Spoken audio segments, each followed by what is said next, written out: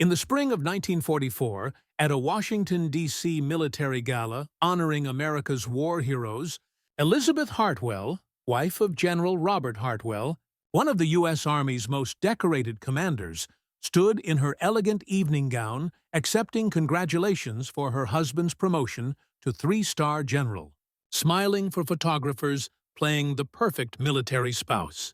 But her mind was somewhere else entirely, trapped in a memory from 3 years earlier. Before Pearl Harbor, before her marriage to Robert, when she'd been a Red Cross volunteer named Elizabeth Morrison, who'd spent one impossible summer in love with a young private named David Coleman. They'd met at a training camp in Georgia, where Elizabeth coordinated recreational activities for recruits. Where David was preparing for deployment he believed would be routine peacekeeping rather than the global war that was coming. For 3 months in the summer of 1941, Elizabeth and David had been inseparable, stealing moments between his training exercises, planning a future together, falling in love with the intensity of young people who believed they had time to figure everything out. Then came Pearl Harbor. David deployed immediately to the Pacific.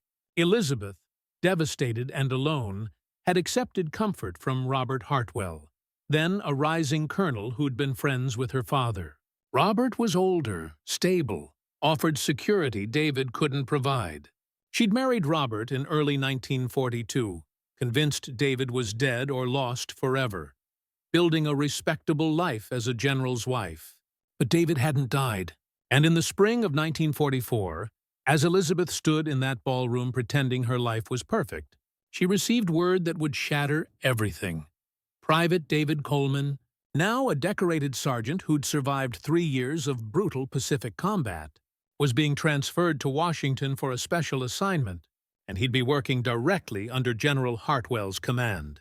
This is their story, the general's wife and the soldier she couldn't forget, about to be thrown together in circumstances that would force Elizabeth to choose between duty and the love she'd never stopped carrying in her heart.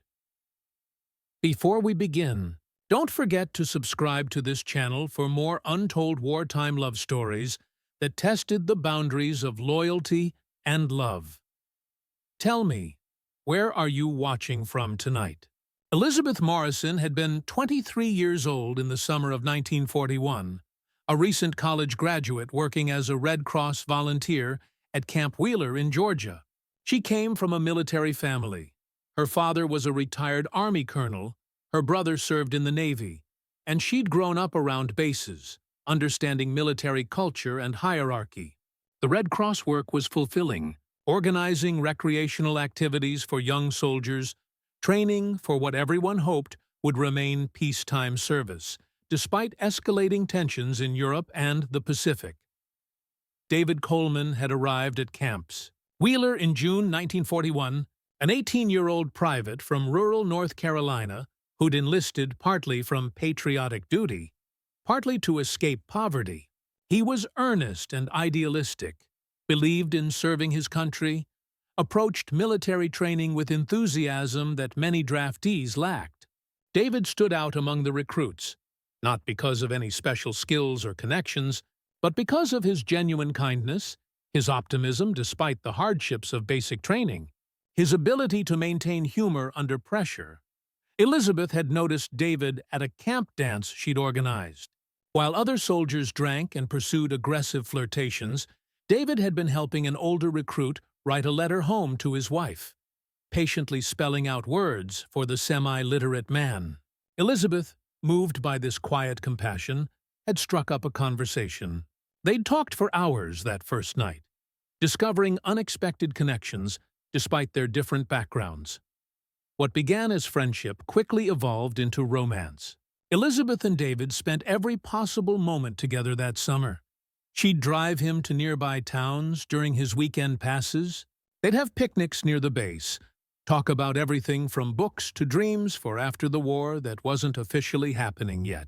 David talked about going to college on the GI Bill, becoming a teacher, building a quiet life in North Carolina. Elizabeth talked about continuing humanitarian work, perhaps with the Red Cross overseas, making a difference in the world. By August 1941, They were in love, making tentative plans for a future together. David would complete his service, probably just 2 years. Everyone said peacetime enlistment, and then they'd marry, build the life they'd been imagining together. Then came December 7th, 1941, Pearl Harbor. Everything changed in a single Sunday morning. David's unit was activated immediately, deployed to the Pacific with almost no notice. He and Elizabeth had one final evening together before he shipped out, making promises they both desperately wanted to believe they could keep. "I'll come back," David had said, holding Elizabeth on that final night. "I'll survive whatever comes, and I'll come back to you." "Wait for me! I'll wait," Elizabeth had promised, however long it takes. David deployed in December 1941. Elizabeth returned to Washington, D.C., moving in with her father, waiting for letters that came irregularly, filled with censored descriptions of life in the Pacific theater. She knew David was in combat. The news from the Pacific was uniformly terrible in early 1942. Japan seemingly unstoppable, American forces retreating everywhere, but specific details were censored. Then, in March 1942, the letters stopped coming. Elizabeth wrote desperately, received no response. She contacted the War Department, was told only that David's unit had been in heavy combat. Casualties were extensive, specific information wasn't available. Elizabeth was left in agonizing uncertainty. David might be dead, might be wounded, might be captured, might simply be in a location where mail couldn't reach him. It was during this period of grief and uncertainty that Robert Hartwell re-entered Elizabeth's life. Colonel Robert Hartwell had been a friend of Elizabeth's father for years, a career Army officer who'd risen through the ranks through competence and political skill. He was 15 years older than Elizabeth, a widower whose wife had died in 1939, focused entirely on his career. Robert had known Elizabeth since she was a teenager, had always been polite but distant, more interested in military strategy than social connections. But in the spring of 1942, Robert began paying more attention to Elizabeth. He'd visit her father's house, would ask about her Red Cross work, offer sympathy about David's disappearance. Robert was kind, stable, represented security in a world that had become terrifyingly uncertain. Elizabeth's father encouraged the connection. He liked Robert, respected his military career, saw him as an appropriate match for his daughter.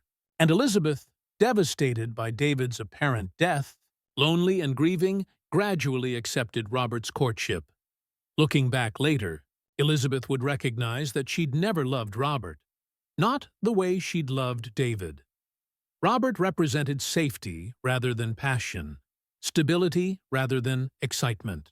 But in 1942, as the war news grew worse and her hope of David's survival faded, Elizabeth convinced herself that safety and stability were enough. She married Robert in June 1942, in a small ceremony attended by military colleagues and family. It was respectable and appropriate, exactly what everyone expected.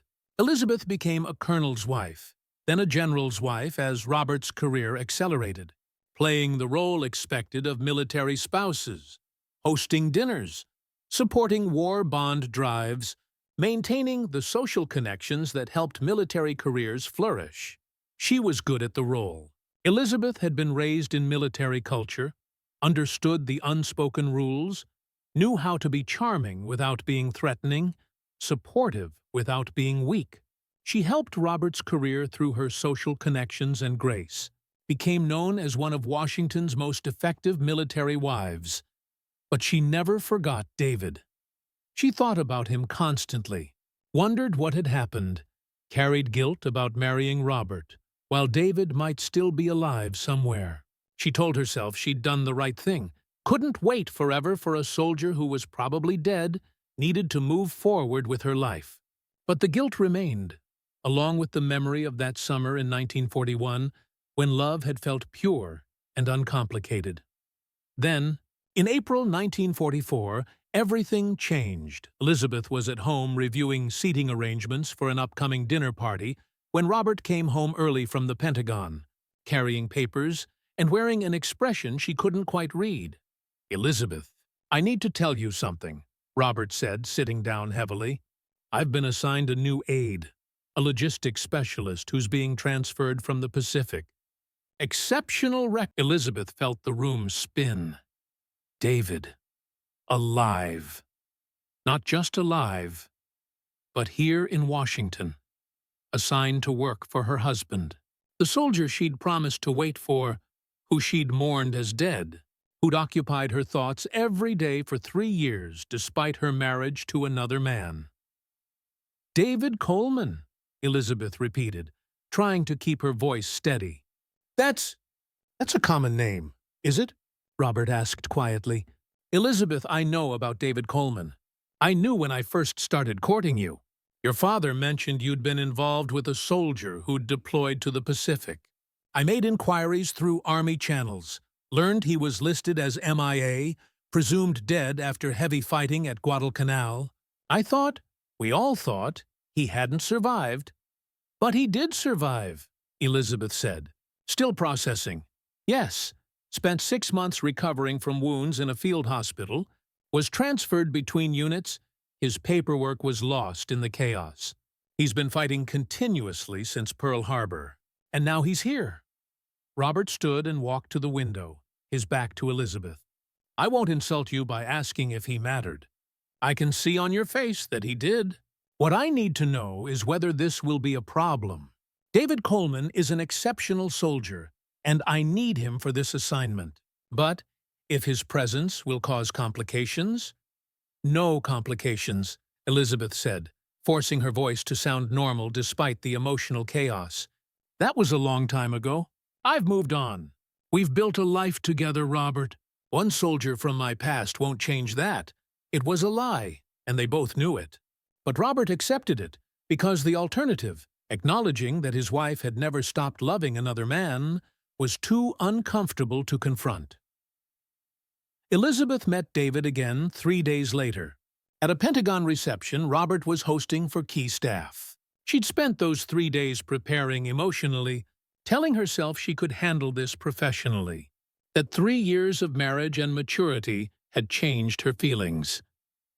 Then David walked into the reception in his dress uniform, wearing sergeant's stripes and a chest full of decorations, looking older and harder than the boy she'd loved in 1941, but unmistakably, still David.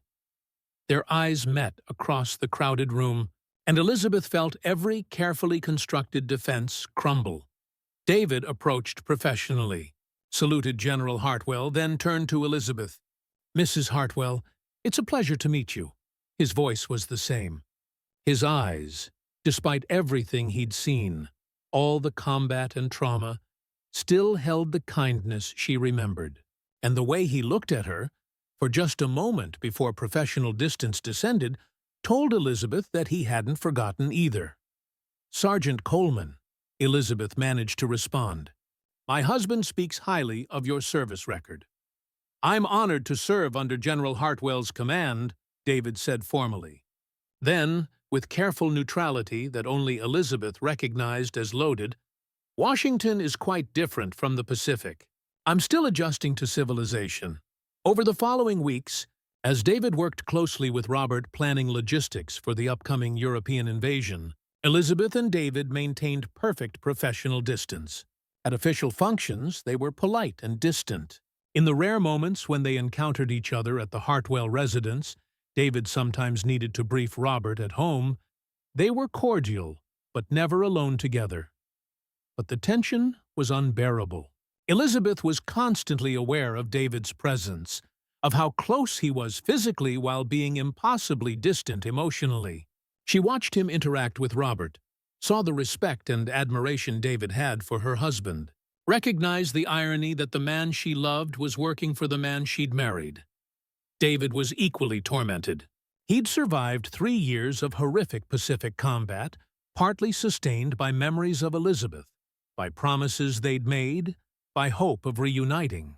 returning to Washington to discover she'd married someone else, and not just anyone, but the general he now worked for, was devastating. But David maintained professional composure, focused on his work, tried to accept that Elizabeth had moved on. The breaking point came in June 1944, just after D-Day. Robert was working impossibly long hours coordinating logistics for the Normandy invasion, often sleeping at the Pentagon. David, as his primary aide, worked equally punishing schedules. Elizabeth, left alone at home, volunteered for additional Red Cross duties to avoid dwelling on David's proximity. One evening, Elizabeth was working late at Red Cross headquarters when David arrived, having been sent by Robert to deliver documents. They found themselves alone in an empty office, the first real privacy they'd had since David's return to Washington. "Elizabeth," David said, abandoning professional distance for the first time. "I need to say this once, then I'll never mention it again. I thought about you every day in the Pacific. You were what kept me alive through Guadalcanal, Tarawa, Saipan. I survived because I believed I'd see you again. Coming back to find you married. To my commanding officer, no less. I can't adequately describe how that feels." "I thought you were dead," Elizabeth said, tears streaming down her face now. "David, I waited. I wrote letters you never received. The War Department said you were MIA, presumed dead. I mourned you, and eventually I had to accept that you weren't coming back.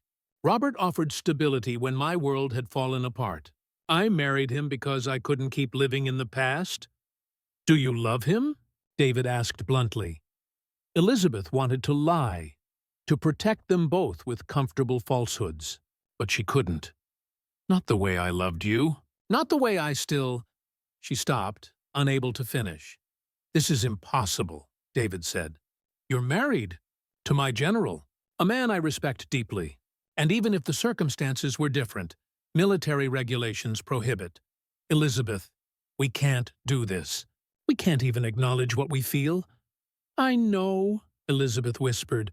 "I know it's impossible. But David, knowing you're alive, seeing you every day, pretending we're strangers, it's killing me." They stood there, feet apart but emotionally close as they'd been in 1941, both recognizing that despite everything, their feelings hadn't changed. But they were trapped by duty, honor, and circumstances that made acting on those feelings unthinkable. The situation remained unbearable through the summer and fall of 1944. Elizabeth and David maintained perfect professional distance, never alone together, never betraying their feelings publicly. But the emotional toll was devastating for both. Elizabeth's marriage to Robert became increasingly hollow. Robert was absorbed in war planning, rarely home, treating Elizabeth more as a social asset than as a wife. Elizabeth performed her duties flawlessly, but felt like she was slowly dying inside, maintaining a facade while her heart belonged to someone she couldn't have. David threw himself into work, volunteering for increasingly difficult assignments, seeking distraction from the impossible situation. He was professional and competent, earned Robert's continued respect and trust, never gave any indication of his feelings for Elizabeth, but they couldn't avoid each other entirely. Washington's military social scene was small and interconnected. They attended the same functions, were sometimes seated near each other at formal dinners, encountered each other at military headquarters. Each encounter was torture, maintaining proper distance while wanting desperately to bridge it, pretending indifference while feeling anything but.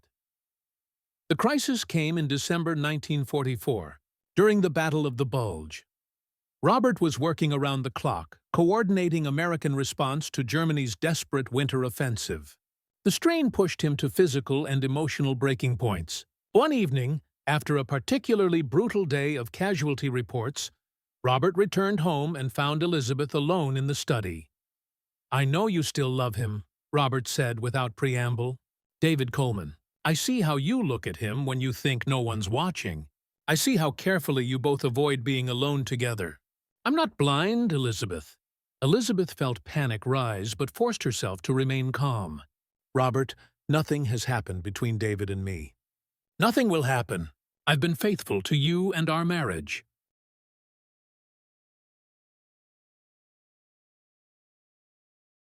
Physically faithful, perhaps, Robert said tiredly. But emotionally?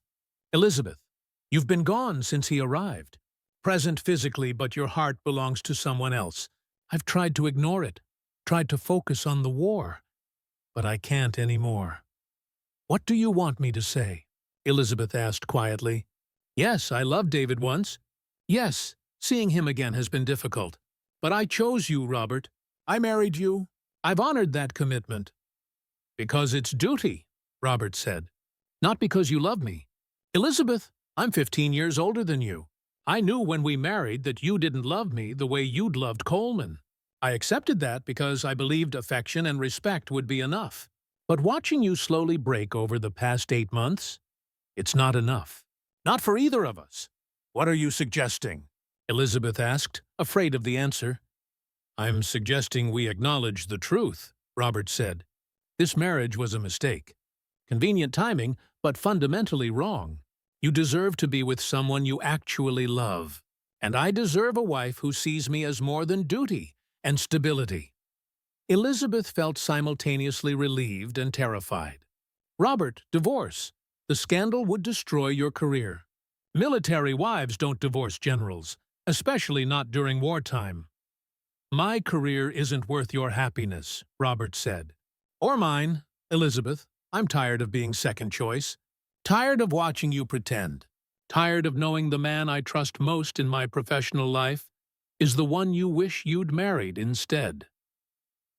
The divorce was quiet and carefully managed, occurring in early 1945 as the war in Europe entered its final months. Robert cited incompatibility, took full responsibility publicly, used his influence to minimize scandal.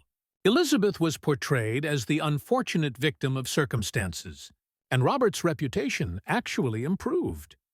He was seen as honorable for releasing a wife who deserved better, rather than trapping her in an unhappy marriage. David, unaware initially of the divorce, had been transferred to European theater in January 1945, assigned to support operations in Germany. He learned about Elizabeth's divorce through army gossip, initially didn't understand the implications. The war in Europe ended in May 1945. David returned to Washington in June, expecting to process out of the Army and return to North Carolina. Instead, he received a message asking him to meet Elizabeth at a small cafe near the Pentagon. She was waiting when he arrived, looking more at peace than he'd seen her since his return to Washington. They sat down, and Elizabeth told him everything. The difficult marriage, Robert's recognition of the truth, the divorce, her decision to reclaim her life rather than continue living a lie. I've spent 3 years living for duty and expectations, Elizabeth said. First waiting for you when everyone said I should move on, then marrying Robert when everyone said it was appropriate, then maintaining a marriage that was slowly killing us both. I'm done living for other people's expectations. David, I've loved you since 1941. I never stopped. And now, finally, there's nothing standing between us except our own choices. So I need to know, do you still want the future we talked about that summer? Because I do, more than anything. David looked at the woman he'd loved through 3 years of combat, who'd sustained him through horrors that should have broken him, who'd married someone else but never stopped being his. I want that future, he said simply. I've wanted it since 1941. Nothing's changed except we've both survived long enough to actually have it. They married in August 1945, just as the war with Japan ended and the world finally, miraculously, found peace. It was a simple ceremony, attended by few guests. Elizabeth's father, now retired and accepting of his daughter's happiness, a handful of David's fellow soldiers, some Red Cross colleagues. Robert Hartwell sent his congratulations but didn't attend, having moved on to new assignments and eventually a new marriage to someone more suited to military life. David and Elizabeth settled in North Carolina, as they'd once planned. David used his GI Bill to complete college, became a teacher as he'd dreamed. Elizabeth continued humanitarian work, eventually founding a veterans support organization that helped returning soldiers transition to civilian life. They had 3 children, built the quiet, meaningful life they'd imagined as idealistic young people in 1941. Before war complicated everything. On their 50th wedding anniversary in 1995, their children asked how they'd managed to find their way back to each other despite years of separation and Elizabeth's marriage to someone else. Elizabeth answered, "We didn't find our way back. The love never left. It just had to wait for circumstances to align with what our hearts already knew." Those 3 years apart, and the difficult year when I was married to Robert, they didn't diminish what David and I felt. If anything, they clarified it. Real love survives separation, survives mistakes, survives even when duty and circumstances say it shouldn't. David added, "In the Pacific, when things were worst, I'd think about Elizabeth, about that summer in 1941, about the promise